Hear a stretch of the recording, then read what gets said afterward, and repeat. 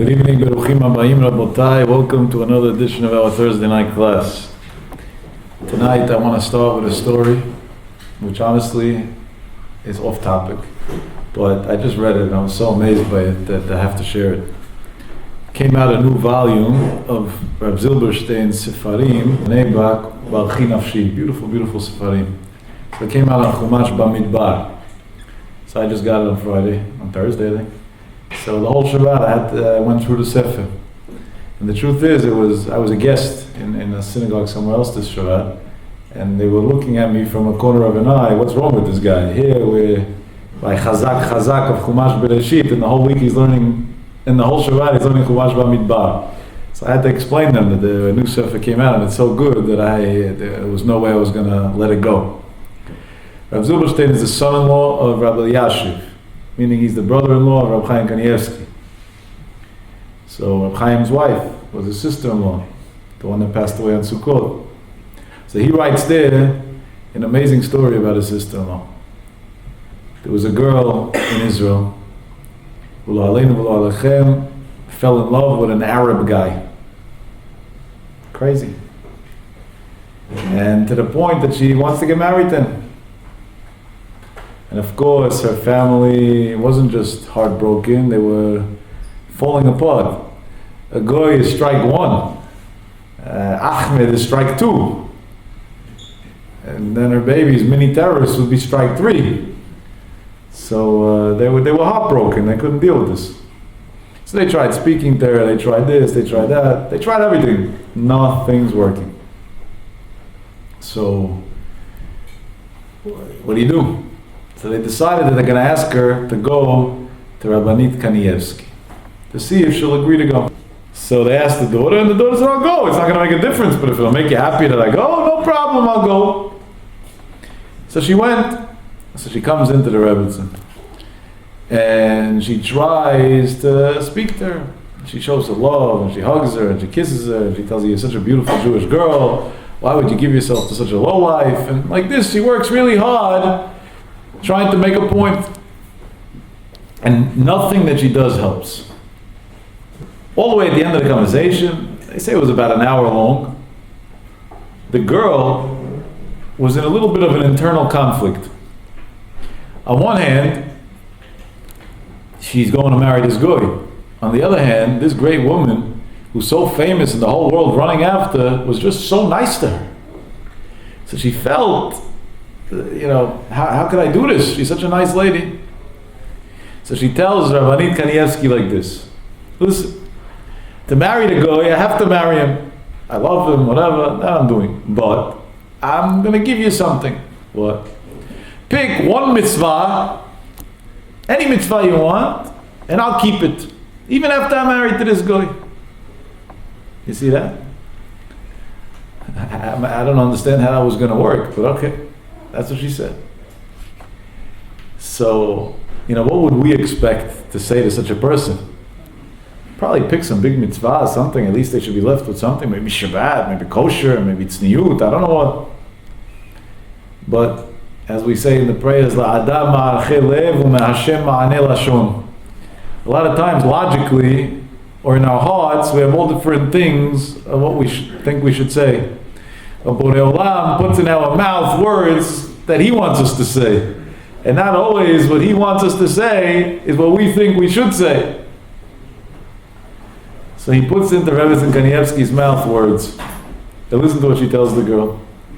I want you to take upon yourself that every single day, no matter what, you'll read one chapter of Tehillim. Ribbon Kol HaOlamim. That's what's important now. She's going to marry a goy. That's what's important now. One perek Tehillim. But that's what God put in her mouth. But then He puts into her mouth an addition. And this is the addition that He tells her.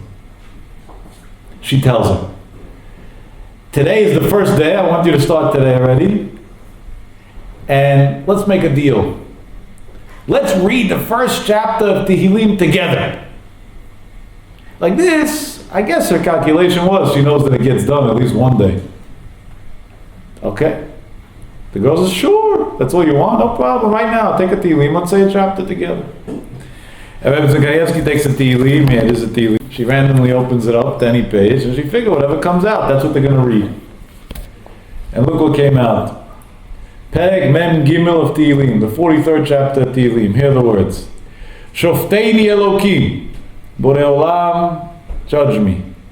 And when this is what David HaMelech is saying. And when you'll see that I have a good slate and everything's fine, V'riva rivi, fight my battles for me. Those who want to start up with me. From who? Migoy, from a Gentile, lo chasiv, that's not righteous.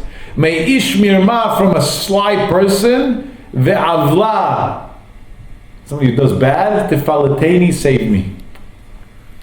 And she reads these words, and the girl starts crying. And Zakaevsky is like, what? Why are you crying? So number one, just the fact that we're talking about saving somebody from marrying it doesn't say marriage, but from a good, that alone is amazing, right? But it's a lot deeper. The girl turns to Rebbe Zakaevsky and says, you know what my name is? He says, no, what's your name? And my name is Riva. Shofteini Elokim, V'riva rivi. It was as if David HaMelech was talking directly to her. God, fight my battles. Who for Riva? Migoy lo chasid. From this marriage that you wanted to get into. But it's more than that. Who do Chazal label a sly nation? The Muslims, the Arabs. They have no honesty, they're shtufei zimah, and they're anshay avla. Those are all the beautiful titles they have in Chazal. Fight my battle! From this guy who wants to squeeze me in. And she walks out of that room promising that she'll read a Perek Tehillim and not get married to the guy. Because she got a message directly from Borei Olam. So I read that story in Barchi Nafshim. My mind was blown away, so I figured I have to share it with you. And now let's get down to work. In this week's parasha, almost at the beginning, 8 pesukim into the parasha, Nu Chumash, B'simanat Tava, what a good siman we start a Nu Chumash. The Torah says like this: Yaakov melech chadash al Mitzrayim. A new king came up to be the ruler of Egypt. Asher lo yada et Yosef. This new king didn't know Yosef. What does that mean, lo yada et Yosef? So Rashi brings down, Chazal, there's two explanations. Either he was a new king and he didn't know about Yosef, or lo yada, he was an old king, but he made it as if he forgot. He had what's called today in the medical world selective memory. So he forgot that Yosef was the person who kept Egypt going in the tough times. And now we don't need Yosef anymore, so let's spit him out. Okay. So there's an amazing commentary on the whole Torah, the Kli Yakar, that he writes a big yesod on this pasuk, Yaakov melech chadash al Mitzrayim asher lo yada et Yosef. And this message and this lesson that he writes is a big message for us, and we should take it home with us, and we'll come out with something beautiful today. Listen to this. I'm going to quote it from inside because I think every word here is diamonds that we need. Ve'amar, and the Torah says, Asher lo yada et Yosef, the one who didn't know Yosef. Ki lo yada ma shekara li Yosef. He didn't know. What didn't he know? What happened, the history of Yosef HaTzadik. What does that mean? Ki hayu echav mishtadlim bechol oz leha'avido ulevatel chalamotav. What happened to Yosef? We read in the Parashiyot in the past few weeks. He had dreams that he's going to be the king and everybody's going to bow down to him.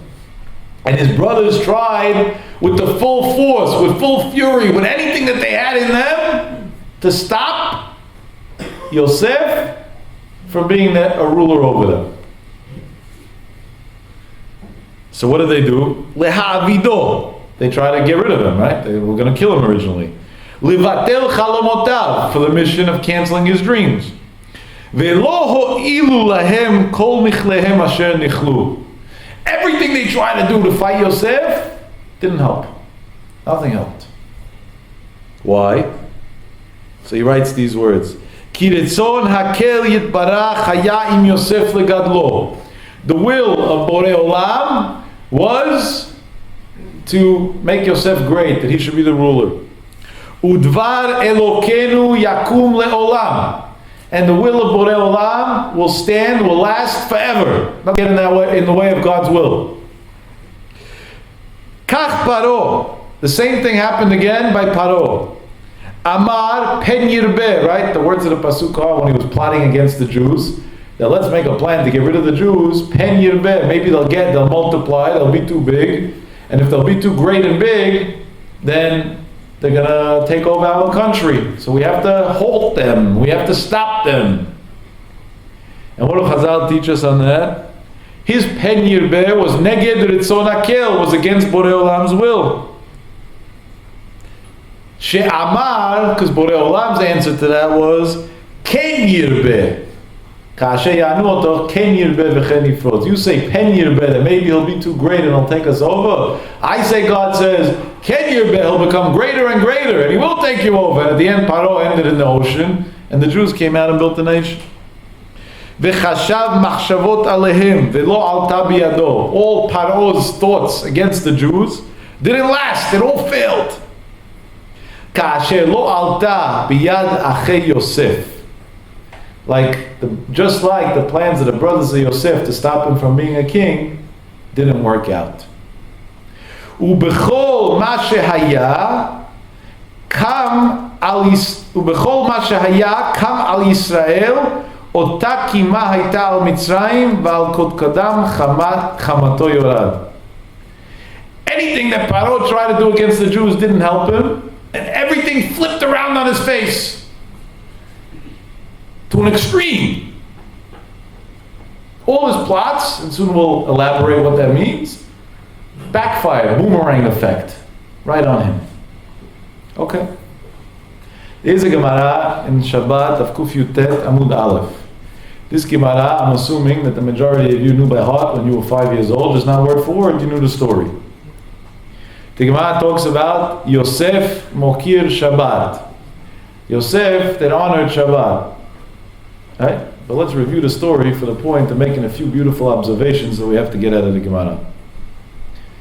Why did Yosef get this title? So as we said in previous weeks, in the times of Hazal, a person's family name was based on his mission in life and what he did. So a guy who was a shoemaker was called Sanvar, that was his family name. A guy who was dig pits, he was called Chofer Sichin. Each guy had a name based on his job. Alright? Yosef's family name was Mokir Shabbat, the one that honors Shabbat. So you see, his whole life revolved around Shabbat. Even though the Gemara says he was an ani marud, he was very poor, he used to borrow money and make a big feast, a big celebration every Shabbat. By him there was kol minei matamim, everything good was available. Why? Again, for the purpose of being mehabed Shabbat, of honoring the holy Shabbat. Okay? You may ask, how are you allowed to borrow money when you're poor? So, to explain the Gemara in its entirety, we'll say like this. The Chazon Ish writes an interesting halacha, that if a person borrows money, but he doesn't know how he's going to pay it back. He says, yeah, it'll be okay, I'll pay it back. But he has no active plan. Even if he ends up paying back the money, he's still considered a gazlan, a thief. Because at the time that he borrowed the money, he had no way of paying it back. So how do you borrow money without knowing how you're going to pay it back? Comes to Chazon Ish and writes, there's one time that this doesn't apply. If the reason why a person is spending the money is in order to honor Shabbat, l'shem shamayim, for the honor of Borei Olam, he could borrow as much as he wants, and it's not called stealing, even though he has no plan how to pay it back. Why? Because the Torah teaches us, Lavu alai va'ani poreya. Borrow on my bill, Borei Olam says, and I'm going to pay it back. I'm going to pay it back. Therefore, it's God's bill, so he has a plan how to pay it back. Borei Olam's not lacking money. Li ha'chesed v'li ha'zahav, he says. Everything's mine. I can pay back anything. I'll tell you the practical implication of this halacha in my organization's life. As many Jewish organizations, sadly we struggle greatly financially. And we live from miracle to miracle. Chazdei Hashem kivotamu. From one miracle to the next. Wonderful Jews come and in heroic ways they come through to donate money. But when an organization doesn't have money, what do you end up doing? Sometimes you have to borrow. You have to close the month somehow. Your employees have to get paid, whether you have money or not. You can't steal from your employees. And we definitely don't believe in paying late, because it's a chilul Hashem and many other sins too. So, there's always a question. Are you allowed to borrow or not? So we, because of this Chazon Ish, have a policy that I think every Jewish organization should learn from. And this would save a lot of aggravation to many people. That the only way we would ever take a loan is if we have at least triple the amount of money in pledges that's supposed to come in immediately before the due date of the loan. And why triple? Because at least 1 out of 3 people that pledge money doesn't pay it at the end. So that's, you can't say I have equal pledges against it. That's not fair. So if we don't have 3 times the amount of pledges against what we're borrowing, that people that we know really pay, we don't borrow. And God forbid there's no money, so that means God doesn't want us to continue. And thank God, there was always money at the end. Sadly, a lot of times I hear stories, which honestly deep down I prefer not to believe, that people loaned money to Jewish institutions and didn't get it back when they needed it, because they didn't have a plan. And you're not allowed to borrow money without knowing exactly how you're going to pay it back on time, not late, otherwise it's stealing. But for Shabbat, you're allowed to. That's the time that you're allowed. Comes the Gemara and says he was so poor, but for Shabbat you're allowed to borrow money. So he used to borrow money to make a beautiful Shabbat. Today we borrow money from the bank, otherwise known as a lease, to drive a fancy car. That, if you don't know how you pay, you're stealing. You're not allowed to do. But you never hear a guy borrowed $100 to buy a fancy cake for Shabbat. That you don't hear. That's because our priorities are upside down. A car, you're not allowed to lease without knowing how you're going to pay it. You're not allowed to steal from a bank. For Shabbat, you are allowed to borrow money, and because God is going to pay it back. And over the years, I've seen many, many great miracles of people who did things for Shabbat. Another practical implication we have, I'm sharing this with you, number one, so you should hear, why not? Number two, so you should learn the right way to do things halakhically, is there's one time that we will borrow money to do something in activity in the organization, even though we don't know where we're getting the funding or paying it back. And that's when we make Shabbatons, seminars on Shabbat, that are going to, number one, give people an experience of Shabbat in a pleasant way, and number two, hopefully get them to keep Shabbat afterwards. So then we rely on Lavu alai va'ani poreya. Borrow on me and I'm going to pay it. And I want to share with you a fascinating story. A few years ago I was involved in making a certain Shabbaton. And the bill was very big, and I didn't have the money for it. And I didn't even feel comfortable borrowing. That's how big was. That's how big the bill was. But I consulted with my rabbi, and he said, no, continue with the emunah, and for this cause you could do it. So I ended up having to borrow close to $20,000 in order to make this thing happen. And we made it happen, and there was big siyata d'shmaya, Hashem was with us. And Saturday night, a non-religious Jew that was in the Shabbaton comes over to me and he tells me, I had the first time in my life a beautiful Shabbat. I learned so much. I feel very grateful. I'm a wealthy man. Tell me what the bill of the weekend is. And I never even had to take the money that I borrowed out of the bank account, because he paid everything straight. He paid the caterer straight, he paid the hotel straight, he paid everything straight. One guy who's not even religious. He doesn't even have, it's not even in him to do such things. Lavu alai va'ani poreya, Borei Olam says, I'm going to pay it back. Fine. Comes the Gemara and says, this Yosef Mokir Shabbat had a neighbor, next door neighbor, that was a very, very rich man. This rich man, one day, had a dream. No, not a dream, sorry. The astrologists, he had astrologists that he would consult with. They came to him and they told him a piece of news. Yo, we got news for you. What's the news? We saw in the stars that all your money you're going to lose, and your neighbor, the Jew, Yosef Mokir Shabbat, he's going to get all your money. So he said, good luck. There's no way in the world he's getting my money. So what did he do? Comes to Gemara and says he sold all his assets, and then there was no cash. So what did you do? It was barter. So for against all his money, he got a big stone, a big diamond. And what did he do with that diamond? He sewed it into his hat on the inside. And he always wore his hat thinking, I got my hat, it's safe with me. Nobody can get close to this. There's no way that this Yosef will ever get my money.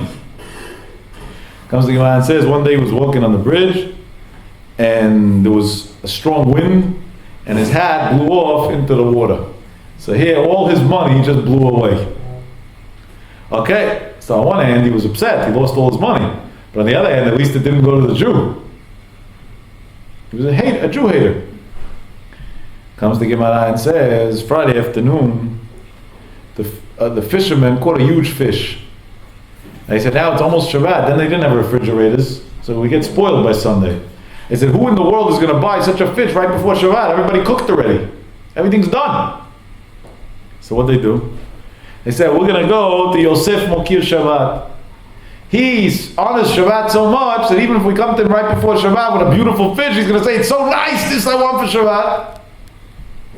So he's a good buyer. Let's go to him. So they went to him. They bring him the fish. And he paid, the Gemara says, Damim Merubim, a big price for it. Again, in honor of Shabbat. Now he has to cook. So right away, right before Shabbat, 1, 2, 3, he goes into the kitchen. The simple understanding of the Gemara is he did it himself, not his wife. Which I commented there's a big lesson from. Don't do mitzvot on the cheshbon of your wife. You want a beautiful Shabbat, so help out. Don't say you make it. You go do it yourself. My uncle, Alav Shalom, every Friday, took off his rabbi garb and became a chef. He used to be in the kitchen. I don't know if he knew how to cook or not, but at least he showed his wife that he cares enough to help out. He set the table himself. He would go from seat to seat, make the forks and knives, do everything himself. He didn't tell his daughter, you do it.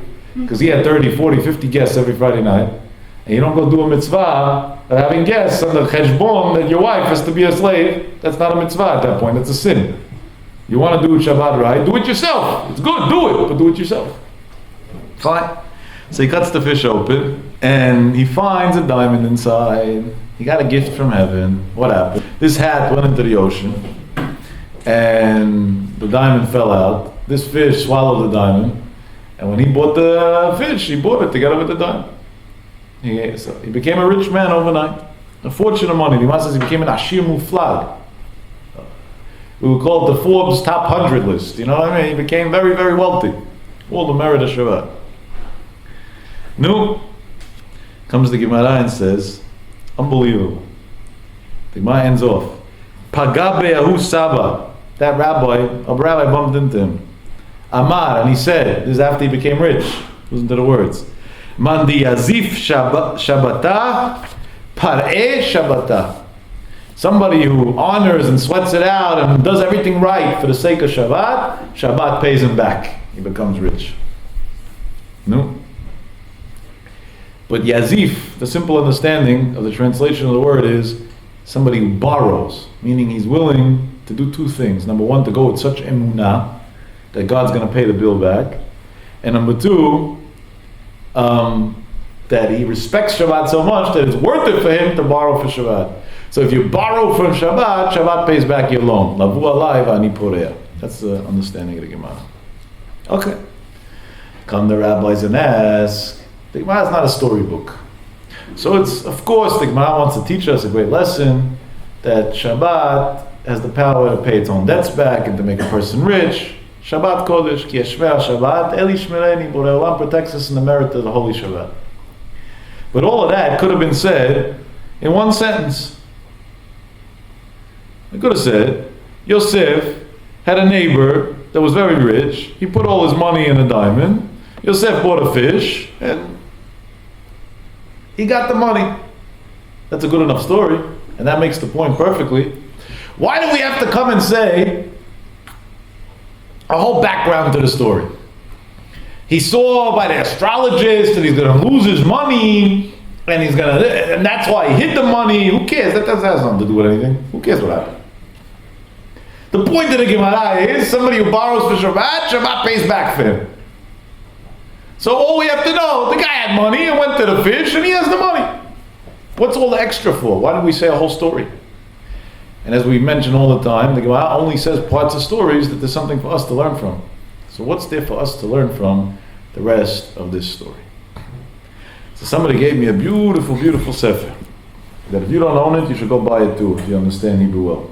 Called Matok Kaor from a Rabbi Shlomo Levenstein.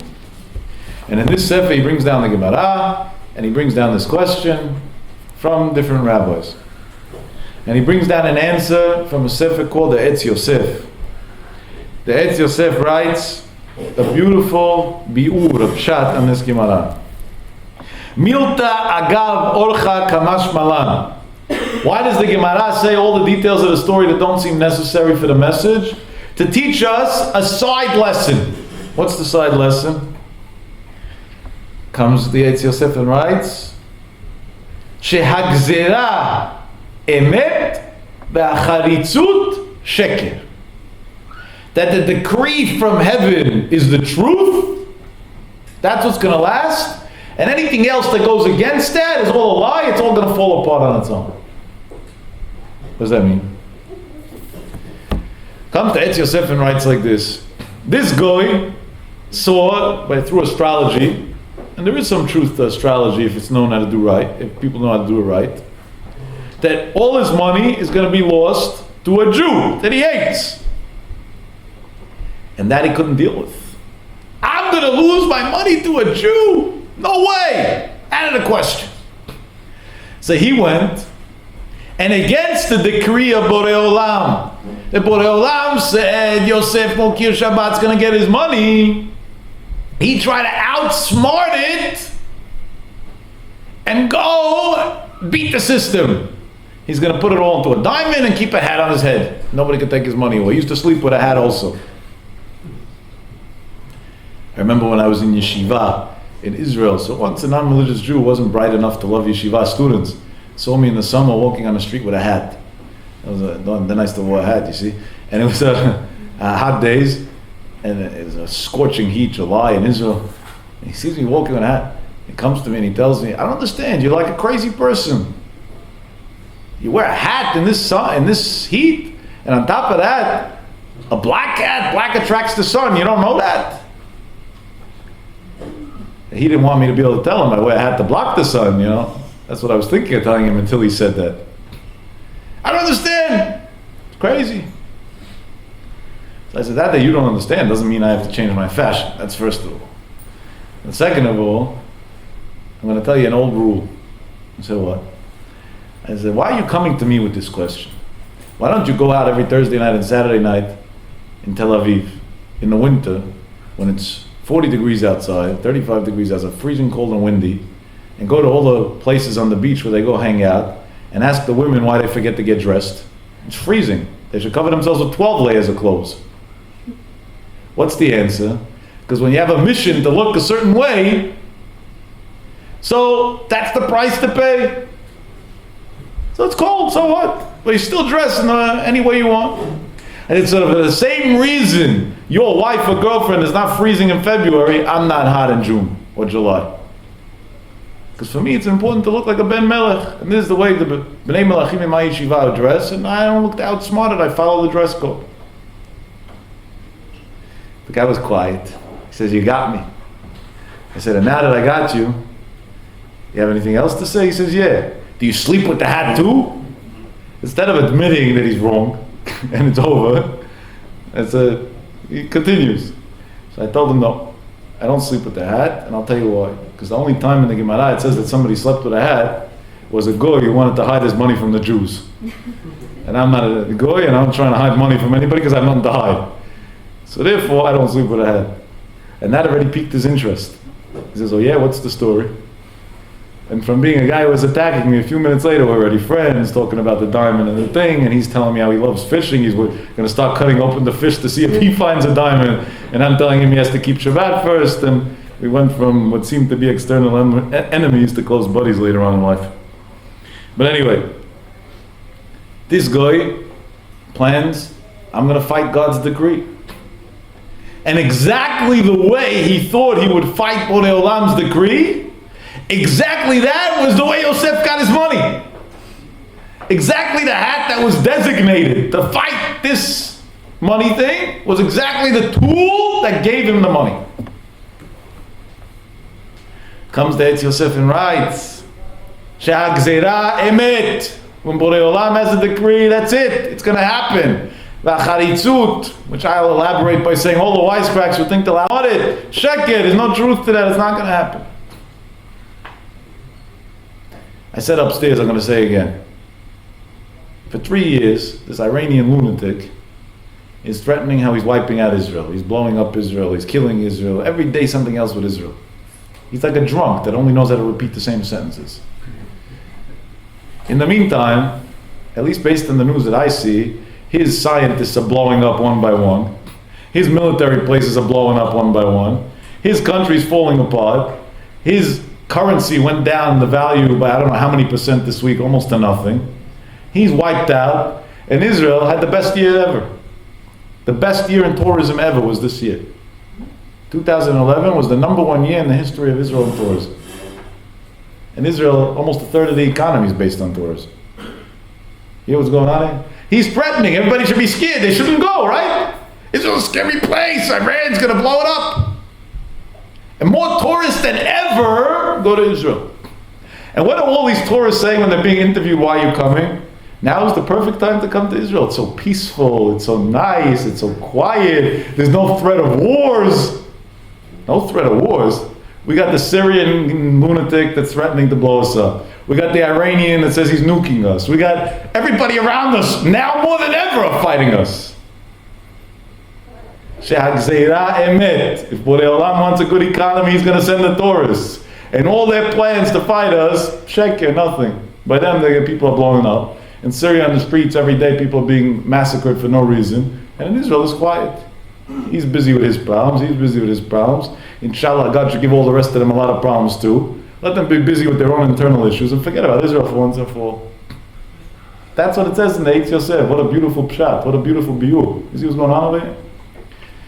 And people always ask me, you're not scared? Everything that they're threatening against the Jewish nation and all the hate and the rise of anti-Semitism, all these crazy stories we had lately, swastikas engraved on cars in Brooklyn last week. There's not a day that goes by without another story. I'm not scared of nothing. Borei Olam protects us. Gam ki elech begeitz al mavet lo yirara ki ata imadi. Agzeira emet. Borei Olam made a gzeira. He's protecting Am Yisrael. V'charitzut sheker. All their nonsense. Let them continue. Let them be busy with their nonsense and leave us alone. Based on this, let's continue. Here, Saddam Hussein. That's another good example, right? This guy went and sent 39 missiles to Israel in the Gulf War. He engraved on each missile Nebuchadnezzar. He thought he was Nebuchadnezzar from Babylon that's going to wipe out the Jews. This is true. He engraved on the Scud missiles Nebuchadnezzar. He sent them to Israel. Not one Jew died from his missiles. One lady choked because she didn't know how to open the gas mask. And one Mechalel Shabbat B'Fahesia, they would spite, died near a gas station. But nobody else died, with 11,000 apartments being destroyed. You hear that? Imagine they would tell you 11,000 apartments, God forbid, here were destroyed. Not one person died. Would you believe it? You would say you're fantasizing. Well, guess what? It happened. 11,000 apartments in Israel got hit. Walls coming down, and nobody dies. A guy said over a story, I watched it recently, even though it's an old story, but recently somebody showed me the clip. He says over about himself. He was in his living room, and he got a phone call that the delivery guy who wants to deliver him food is lazy to come upstairs and do his job right and give him the food. So the guy says, you want your food? You come down now. If not, I'm leaving. He was hungry. So even though naturally he probably would have said leave, he went down. He went down, went to the guy's car. 3 seconds later, a missile hits his house. His apartment's destroyed and he's saved. There's a picture. Somebody showed me the picture itself. A guy, a religious guy, showed me a picture. He was sitting, chutz mikvodchem, in the bathroom in his house, alone. His kids were in school, his wife was at work. His house got hit by one of these missiles. The house was destroyed until the wall of the bathroom, and the wall of the bathroom stayed whole. He even had his privacy. Nobody bothered him. He showed me the picture. I saw the picture myself.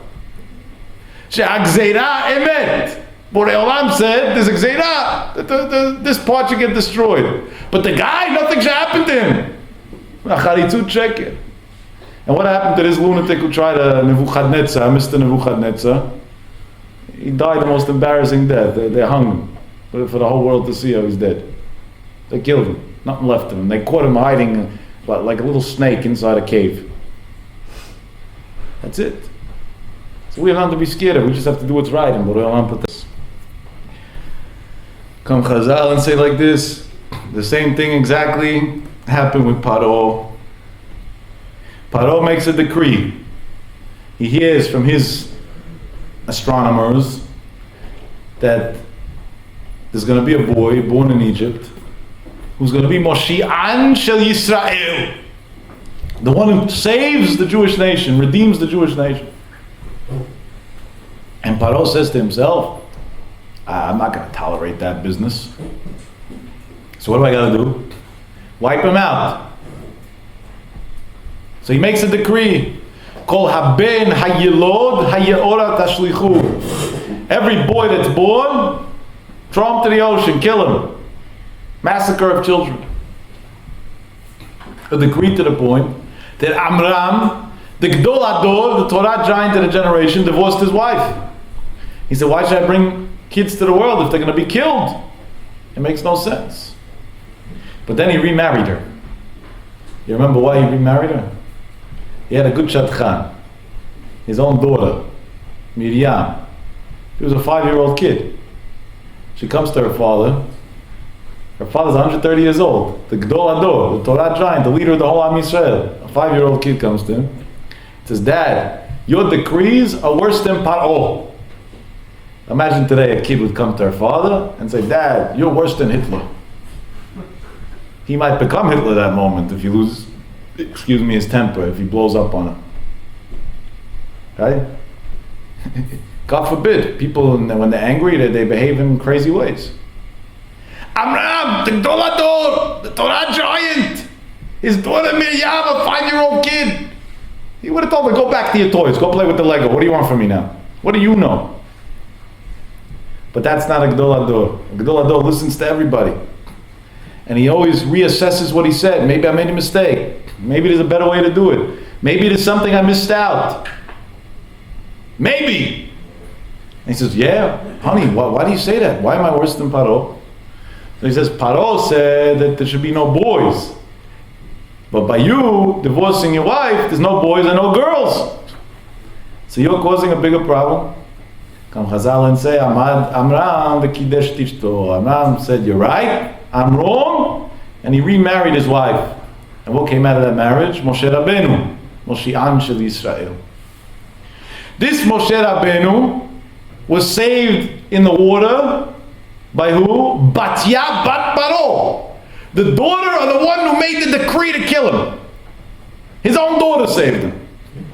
Where was he raised? In Paro's house.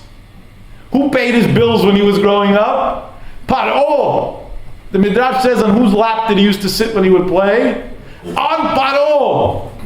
So this guy made a decree, I'm wiping out the Jews. How am I doing that? By not allowing them to have a savior. All firstborns are going to be killed. And he himself was the one who raised the person who saved the Jews. Because what was decreed in heaven is what's going to be. And what you plan against what's decreed in heaven is not going to work. No. The Even Ezra makes an observation that strengthens this point more. The Even Ezra writes like this.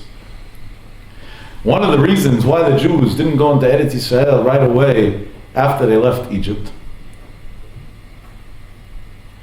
he says like this, because they were slaves for so many years in Egypt, and slaves can't make good soldiers, because they're used to slavery, being second class. And when they went into Egypt, they had to conquer it. When they went into Israel, they had to conquer Israel from the Canaanim, so they had to have a powerful army. So Borei Olam gave him time to give birth to a new generation of children who were born free children, kids, who were raised on a silver platter because they were rich. And these kids have the motivation and the free way of thinking to be able to go conquer Egypt. By conquer, I mean Canaan, Israel. This is what the Even Ezra says. So the Even Ezra asks on himself, if that's the case, how did Moshe Rabbeinu kill the Egyptian fighter that was fighting with the Jew? Where did he get his strength from? So Ibn Ezra says, very simple. Because Moshe Rabbeinu was never a slave. Not only was he never a slave, he was actually a prince. He was raised in the king's house. So exactly the reason that limited the Jews in the desert for 40 years was the reason that Moshe Rabbeinu was able to be the leader to bring them out there in the first place. And who built that? Who prepared it? Who made it? Who created it? Paro himself.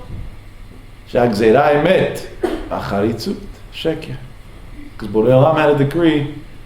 You say pen yirbeh, I say ken yirbeh. And Borei Olam's ken beat his pen. Borei Olam gave a prophecy. Pakod yifkod Elokim etchem v'ha'alitem et atzmotai mizeh itchem. Yosef HaTzadik doesn't want to stay in Egypt. He wants his bones to be buried in Israel. And he tells the Jews a will before he dies. When Borei Olam is going to redeem you from Egypt, take out my bones with me. And Moshe Rabbeinu was nit'asek ba'atzmot Yosef. He took Yosef's bones out with him. So this is a prophecy that every kid learned in school. What was the prophecy? Chazal say, Yosef told them, how do you know who's the leader that's going to take you out of Egypt? When a person comes to you and tells you, Pakod yifkod Elokim, those words, Borei Olam's taking you out, then you should know he's the real leader. But wait a second. If I was 3 years old in school and learned that, I would have a beautiful stunt. I would go and say, Pakod yifkod. And everybody would think I'm the leader and they would follow me. And that never happened. Why didn't it happen? This was a no-brainer. This was the easiest prank that a person could pull. Today there's some fraudulent rabbis, you see what they go through to make believe as if they're holy and they can bless people. A whole complicated thing. They hire PR offices and they do this and they do that and they spread stories that never happened about themselves and they get interviewed on TV and in the newspapers and all this craziness for their low motivations. Then you didn't have to do any of this. Just say Pakod yifkod. That was the prophecy, Nivuah. Come Chazal and say 2 answers. The rabbis.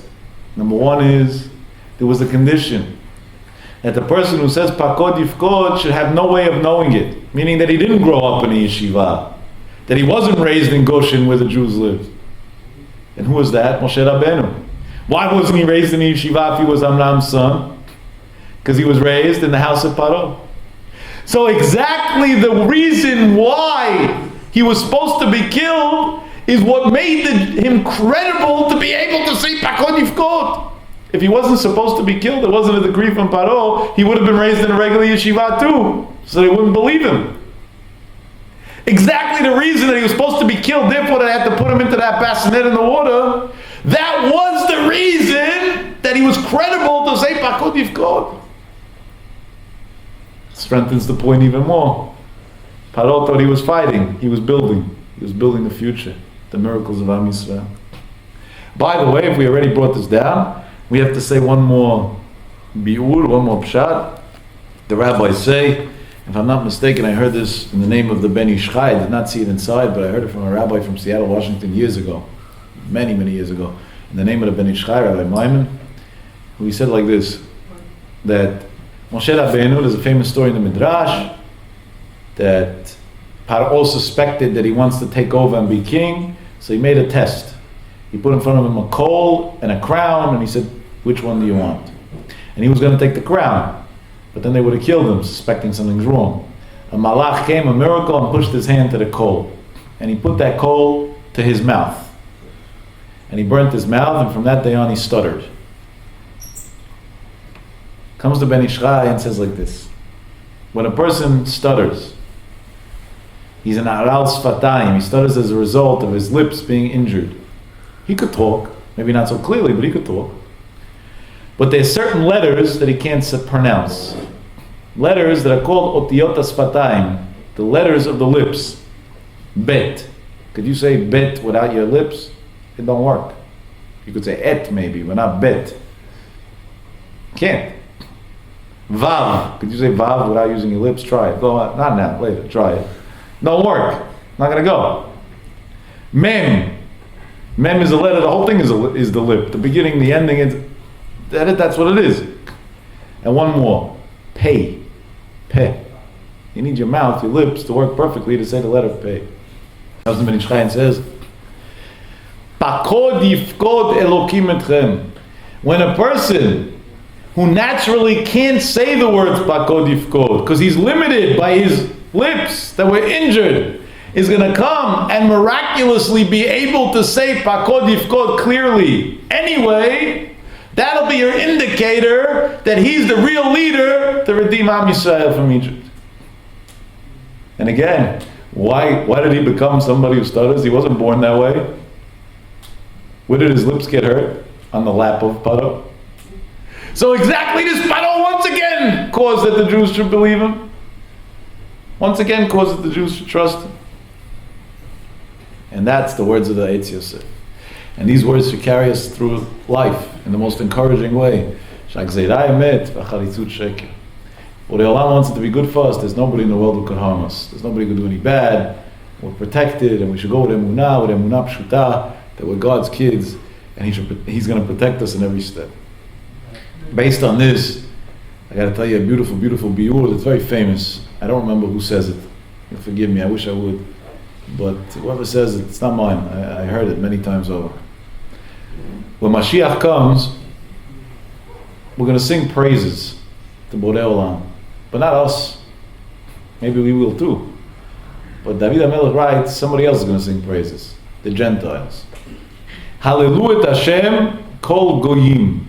Shabechu kol leumim. The nations of the world are going to sing praise to God. Why would they sing praise to God when Mashiach comes? If anything, the opposite.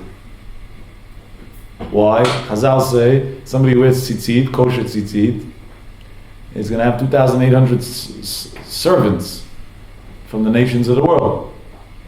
So they went from bankers to servants, or from stockbrokers to servants, or from lawyers to servants. That's a downgrade. That's not a reason to sing. So what are they praising God for? So I heard a beautiful biur, very famous. Ki gavar aleinu chazdo. What are they singing for? That Borei Olam has so much kindness over the Jews. What? If they had some miracles with Mashiach, so maybe that's why they would sing. But why would they? Don't want to see the Jews succeed. And the rabbis answer such a sharp answer. How many plots a day the terrorists have against Jews that don't come out, that we never even heard about? Just this week alone in Israel, that we did hear about, they caught a guy by the border about to sneak into Israel with 18 bombs. 18 different explosives. And when they interrogated him, a kid, 15 years old. So for all those that sometimes don't like my commentaries about these baby terrorists, as I call them, now you just had your evidence this week to your face. 15 years old. When they questioned him, what's going on? So he said he had plans, and he gave him a list to put it in 18 places, blow up 18 places. They caught him at the last second. He would have got through that line. A few hours later, God forbid, Bar Minan, what that could have done. Bar Minan, God protected us, a miracle, Nes Galui. How many stories like this a day are there that they don't even publicize for security reasons? A friend of mine who is in one of these units in the army told me, because I can't elaborate, but I can tell you the countless stories a day of acts of terror in Israel that were about to happen, and with last minute intelligence, we stopped them. Every day. He says, besides for the sensitivity for security reasons not to publicize it, we don't publicize that people shouldn't be scared, otherwise people can be scared to walk on the streets. Who does know about all these plots? The terrorists themselves. They were planning it. Who knows best how much they wanted to kill the Jew? The Jew hater, the anti-Semite that sat every night thinking a way to harm the Jews. Hallelujah Hashem kol goyim. The nations of the world are going to praise God. Ki gavar aleinu chazdo. We don't even know what to praise God for because we're not even aware of the miracles. They that plotted all this negative against the Jews and didn't succeed with their plots, they know how much they have to praise God, how God is so great that He protected us from all these tragedies. They know best what to praise. Well, we don't even know what to praise for. How much chasadim Borei Olam has from us. Shagzeirah emet Because what Borei Olam wants you to have, you're going to have. And your protection you'll always have. No matter what they plot against us, it'll always have the bring effect and come right back at them. And now I want to end off with two beautiful stories. And we walked home with something nice tonight. There was a guy, his first name was Raji, an Iranian guy. We had a nickname named the Mail Bomb Terrorist. He was the biggest, Raji Ojin, he was the biggest professional in mail bombs. And he was once hired to send a mail bomb to a yeshiva in Israel. Like this one, they get the envelope, they open it up, it blows up, God forbid what it does. And this psychopath, he was very good at making bombs. But when he came to the post office to mail the bomb, he forgot to put enough postage. So when it got to Israel, the Israeli post office didn't deliver the package. And they put return to sender. And it came back to him, and he opened it up to see what's going on, and it blew up in his face. And that was the end of the mail bomb guy. Did you see the address? You have a good question, I don't know. Exactly what he was planning to do against the Jews. But Olam sent it right back to him. The boomerang effect. That's number one. Number two, a story that goes back a lot further, which has such a powerful message that what you should have, you'll have, to the good or the bad, and hopefully only good. And what you shouldn't have, you won't have. Was there were two tzaddikim, Rav Elimelech Milizhensk and Rav Zusha Ma'anipoli, that they used to go together a lot on exile, galut, which they felt would bring them closer to God, and maybe with kaparat avonot, v'am Yisrael, whatever their spiritual calculations were. So once they came to a place late at night, a motel, a non-Jewish motel, and there was no rooms. But they needed where to sleep, so the guy wanted to make a few bucks. So he told them, I have a bar. On the side of the bar, there's an empty area. If you want over there, I could put you some blankets. You could sleep there for a few dollars. So they had no choice. They agreed. Now, they went to sleep, and then the goyim came to start drinking. And when a person starts drinking, the truth comes out. And the truth is that they hate the Jews. And they see two rabbis sleeping on the side. They said, perfect, we have our entertainment for tonight. So they went to Reb Zusha, who was sleeping on the outside, closer to the bar. That was the first one they saw. They woke him up from his sleep, and they threatened him, if you don't start dancing for us, we'll kill you. So he had no choice, so he had to entertain them. And on the way, they humiliated him in the worst ways. A few minutes later they were done. He went back to sleep. 5 minutes later, another drunk comes. He liked this trick. He pulls him back again. So they were done. He went back to sleep. Rabbi Elimelech saw what's going on, so he told him, listen, switch places with me. And like this, they'll take me next time, because they're taking the guy closest to the bar. And you, they already did this to you. It was 3 times, to be precise. And me, they didn't, I didn't go through it, so I'm stronger than you. I can handle it. So they switched places. And then another drunk came, and he said, wait a second, this guy we already used 3 times. We don't need him. Let's take the other guy that we didn't use yet. And when Rab Zusha came back to his new spot, he turned to Rabbi Elimelech and he told him, if Zusha has to dance, nothing's going to help. Zusha's going to dance. If Borei Olam wants somebody to have something, good or bad, no matter what anybody else in the world plots, pro or con, it's going to make no difference. What's going to happen is only the Gzeirah of Borei Olam. And we should know that the Gzeirah of Borei Olam, Ein od milvado, efes zulato, kol man de'avid rachmana letav avid. Anything that Borei Olam does is for our good. It's true, sometimes we don't see it right away, but in the big scheme of things, it's always for our good. And we should accept Borei Olam's kindness and appreciate it and know that we're protected from heaven. And that merit, Borei Olam will bless you all with Sova Smachot V'chol Tuv. Amen.